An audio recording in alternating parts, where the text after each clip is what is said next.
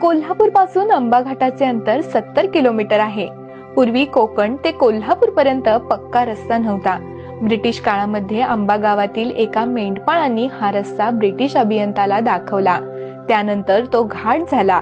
या घाटाला आंबा घाट असं नाव देण्यात आलं. घाटामध्ये उजव्या बाजूला एक छोटं मंदिर आहे. या मंदिरामध्ये गायमुख आहे. गायमुखावर श्री गणेशाची सुंदरशी संगमरवरी मूर्ती आहे. गायमुखातून पाण्याचा संततधार सुरू असतो.